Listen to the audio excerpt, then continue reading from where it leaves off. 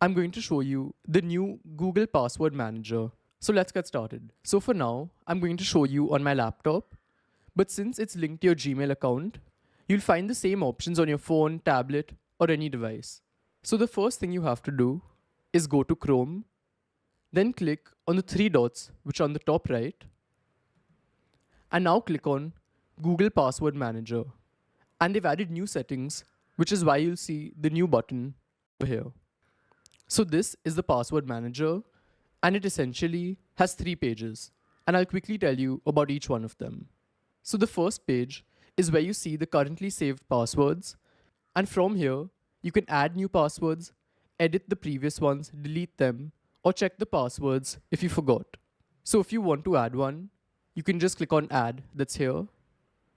After that, just enter the URL, so I can put Instagram, then enter the username and password, and now they've added a new feature called Note. So here you can add any note related to your password so that you don't forget it. So let's say it's your friend's name and then someone else's birthday.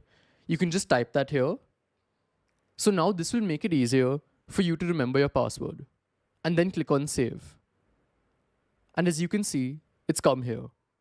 And if you want to edit or delete a password, just click on this arrow. And here's you can see you have these options. So this is the passwords page. And now let's go to Checkup. So this is a new feature that they added.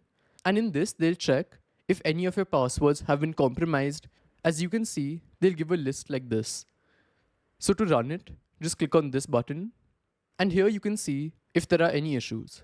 So they've said that I have 6 reused passwords. And if I click on this, here I can see the websites which have the same password. And to change it, you can just click on Change Password, that's here. So this checkup has made it really helpful to get to know how safe all of your passwords are. Now coming to the third page, that's Settings. So here, they've added one new feature from before, and that's using Windows Hello when filling passwords. So this basically means that when you're entering your password, they'll ask you for your fingerprint or Face ID. They'll ask for some PIN to ensure that it's you who's filling in the password. So you can enable this. They'll ask for your fingerprint. And now it's done. Other than this, they have the settings like offering to save passwords, or if you want to sign in automatically, and then you can import and export passwords from here.